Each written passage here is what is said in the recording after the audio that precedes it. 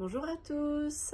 Bonjour à chacun, bonjour à toutes les, et chacune évidemment, et à toutes les communautés PIS qui nous suivent. On vous propose cette vidéo donc pour vous présenter le prochain atelier Logos qui aura lieu jeudi. Ce sont toujours des ateliers de 3 heures, Oui, normalement. qui déborde. La dernière fois, Alors, tu on va as dire 3 heures. beaucoup débordé. Voilà, parce qu'on n'avait pas de contraintes la dernière fois, c'est pour ça. Ouais.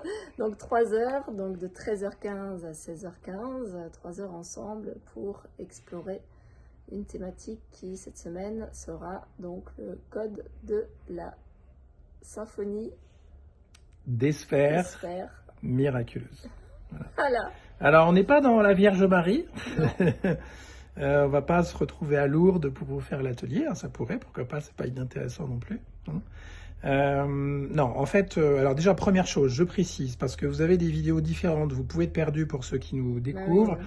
mais les documentaires, ce sont des projections de films que l'on crée. Les ateliers, ce sont des expériences immersives. Des Hein, explorations voilà, ensemble. et qui sont basés sur des parcours immersifs, basés sur un langage particulier qui n'est pas le langage du quotidien, mais qui est un langage, en fait, qui n'a pas de direction.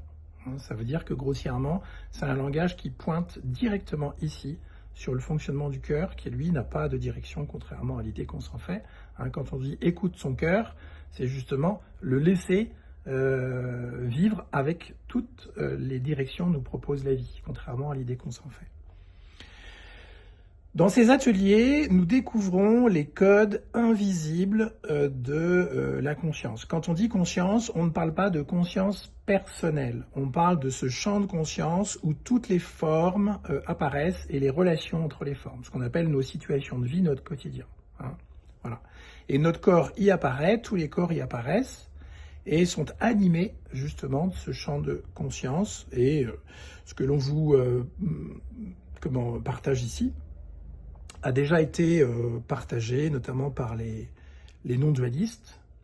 Et puis la physique commence un petit peu à en parler, mais de manière assez timide, mais concrète. Voilà. Parce que c'est le paradigme qui est en train de s'installer, et ça prend son temps, parce que c'est une remise en question profonde de ce que nous sommes, où nous croyons être ce personnage qui a un début et une fin et qui doit réussir sa vie. Donc ce paradigme est en train de véritablement s'effondrer. Et en fait, qu'est-ce qu'on est en train d'apprendre? Imaginez par exemple que vous achetiez cet aspirateur ou même un sèche-cheveux, allez, et puis ou un ordinateur. Voilà, ça c'est peut-être la chose qui revient le plus souvent. Et puis vous pestez parce que ça ne marche pas. Et vous combattez cet ordinateur tous les jours parce que justement ça ne fonctionne pas comme vous voulez. Et pourquoi ça ne fonctionne pas? Parce que vous n'avez pas respecté le mode d'emploi. Vous ne connaissez pas le mode d'emploi, vous n'avez pas passé du temps à lire le mode d'emploi. J'ai une expérience qui est un peu drôle, mais une expérience de maintenance il y a quelques années. Alors, c'était des équipes que je pilotais à l'époque, où on a un client qui a un problème pour faire marcher son imprimante, qui appelle les équipes de maintenance, et au téléphone, la personne lui dit « Est-ce que vous avez pensé à brancher votre imprimante ?» Je plaisante pas, hein. Et la dame lui dit au téléphone « Ah bah non. » Voilà. Je prends un exemple un peu caricatural, mais c'est un bel exemple de montrer qu'en fait, on a perdu notre branchement à ces codes. Et on peste contre la vie. Parce qu'on voudrait qu'elle se manifeste d'une certaine façon et pas d'une autre. Et tant qu'on n'a pas le mode d'emploi, on continue à pester. On continue à la combattre. On continue à l'affronter. C'est l'objet des appels dans une maintenance. Donc, on va faire un peu de maintenance. Et on fait de la maintenance depuis déjà de plusieurs semaines. Donc, c'est le 11e atelier. Et le code de cette semaine, le code invisible, qui nous permet finalement à la fois de mieux saisir l'arrière-plan de la réalité, c'est-à-dire comment, avant que la réalité apparaisse, quelles sont les règles du jeu, comment ça fonctionne, qui finalement nous ramène essentiellement déjà à se ressentir une paix, une foi, je dirais sans raison, puisque tout à coup, vous êtes beaucoup plus dans une danse avec ce qui apparaît, jusqu'à vous confondre à n'être que la danse. Et le deuxième effet qui se coule, c'est que vous allez percevoir petit à petit qu'en fait, ce que vous percevez comme extérieur et contre lequel vous vous battez, et qui dépend de codes en amont invisibles de création, eh bien en fait, ces codes et ce qui apparaît, c'est l'entièreté de vous. C'est-à-dire que si vous ne vivez qu'à partir de ce qui apparaît, sans connaître les codes, en fait, vous êtes complètement compartimenté et fragmenté. Et là, c'est la lutte finale, sans faire de communisme. Hein. Donc, cet atelier de cette semaine, qui est basé sur le code symphonique des sphères miraculeuses, il nous parle du miracle de la vie. Pourquoi ? Parce que le miracle de la vie, c'est pas ce cœur qui bat. Avant que ce cœur batte, il doit apparaître. Et pour nous, c'est une banalité que cette réalité apparaisse. Mais c'est le miracle. Le fait que cette réalité apparaisse de manière continue, et elle continue à apparaître après votre mort physique, c'est le miracle. J'allais dire un miracle, mais c'est le miracle. Et comment ce miracle continue à apparaître et nous apparaît.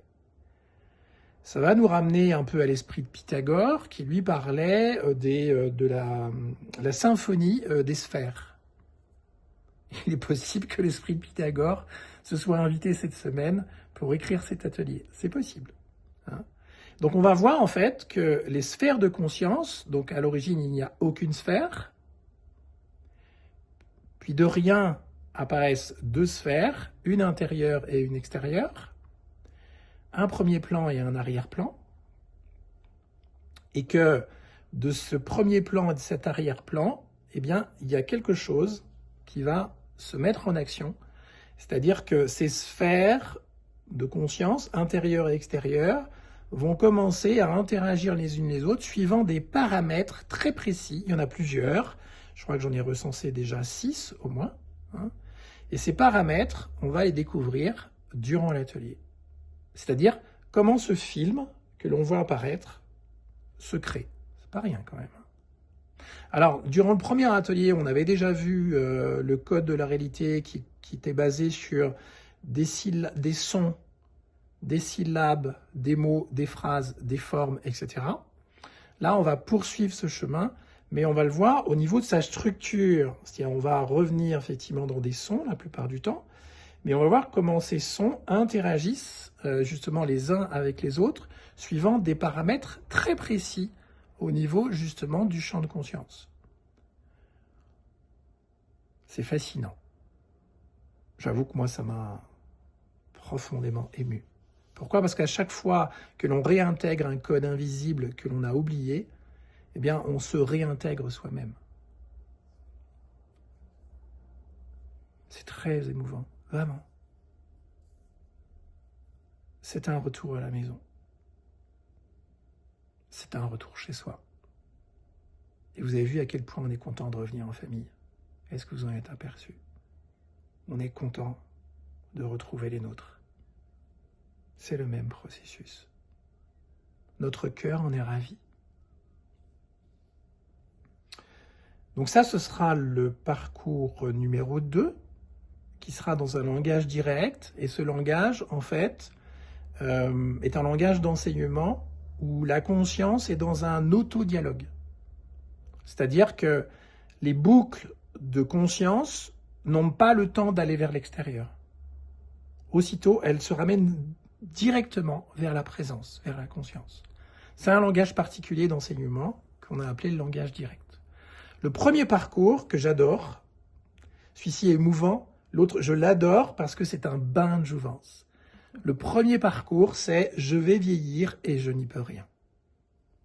C'est le troisième parcours que l'on propose autour du temps parce que pour nous, le temps est une donnée structurante de la construction de l'illusion du personnage, donc la construction du rêve. Et je vous cache pas, j'ai un petit sourire intérieur parce que ce parcours, depuis mes 50 ans, il y a quelques années, le vieillissement, pour moi, était une donnée qui était quand même assez présente. Et là, il y a quelque chose qui s'est démystifié, qui s'est désamorcé. Et ce parcours va nous le proposer. J'ai beaucoup de joie à vous partager cela et à nous partager cela parce que véritablement, ça m'a marqué. C'est quelque chose qui s'est désamorcé. Et donc, on passera dans une nouvelle dimension de temps à partir de ce troisième atelier où on a vu d'abord la mémoire, le passé, comme quoi on avait l'histoire de vie. Vous avez vu, ça s'est démystifié. Puis, on a vu qu'en fait, on devait connaître l'avenir, ça s'est démystifié aussi. Maintenant, on va voir le vieillissement et on va voir que ce vieillissement peut être totalement démystifié. C'est un véritable bain de jouvence. Et excusez-moi, j'ai un petit rire intérieur. Et la troisième partie... Alors, ce parcours, lui, est un langage incontestable. C'est un langage qui, lorsque vous lisez une phrase, il n'a pas de vérité opposée. C'est très particulier. Hein. Et ça nous ramène à ce que nous sommes. C'est-à-dire l'origine de tout qui n'a pas d'opposé, qui n'a pas d'extérieur. La conscience d'origine, le champ de conscience où tout apparaît. La troisième partie sera une pratique qu'on vous propose dans des mantras, pour ceux qui nous suivent, qui sont basés sur l'absence de soi et l'épaisseur de soi. Hein.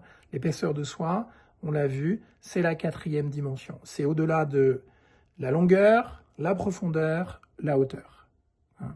Et quand ces trois dimensions sont transcendées, apparaît l'épaisseur de soi, l'épaisseur de la conscience. C'est la quatrième dimension. Donc, on aura des mantras qui vont faire le lien entre les deux, l'épaisseur de soi, l'absence de soi, mais dans des dimensions nouvelles, parce que l'absence de soi peut se décliner sous différentes formes que vous verrez, et qui sont des nuances qui sont très importantes aujourd'hui à explorer, parce que vous allez voir qu'elles ne font pas cheminer exactement de la même façon, mais elles partent de l'absence de soi, qui est un sentiment de séparation avec toute réalité. Donc, se confirmer dans le personnage. Le sujet qui me paraît essentiel aujourd'hui, surtout dans le climat aujourd'hui de séparation qu'on sent les uns avec les autres, où on fonctionne de plus en plus par des interfaces, par des téléphones, où on est à table, par exemple, en famille ou au dîner, où en fait on n'est plus vraiment les uns avec les autres, mais on est en train de regarder notre téléphone, etc. J'en fais partie. Hein. Oui. Voilà, c'est pour ça que je le dis. C'était le seul. Voilà. Et moi, je ne suis pas le seul. Mais bon, il y en a qui ne veulent pas le voir, mais c'est pas grave. Les enfants, ils n'ont pas le droit d'avoir leur téléphone à table. Et comment dirais-je? Et dans un climat où en fait on se sépare les uns les autres de plus en plus parce qu'on passe par des interfaces, eh bien, ça fait du bien de passer par un sujet qui est le sentiment d'isolement et d'exclusion. Voilà. Donc, ce sera le sujet de la pratique, donc de la troisième partie. Et on est ravis de partager ça avec vous. Voilà, on a pris un peu de temps pour poser ça, mais on a du plaisir aussi à partager ça avec vous pour poser les choses plutôt de les escamoter et vous laisser un petit peu dans une forme un peu de brouillard et peut-être de frustration. Ce sera disponible aussi en replay. Toujours. Voilà. Mais le lendemain, pas le soir même, le lendemain. C'est ça. Voilà, donc si vous sentez cet appel de rejoindre les codes invisibles de la réalité qui vont permettre de vivre en paix parce que vous allez avoir le mode d'emploi de la réalité, eh bien, vous êtes les bienvenus. Sinon, vous pouvez continuer à vous battre contre votre quotidien. Bonne chance. Je vous embrasse. On vous embrasse. À bientôt. À bientôt.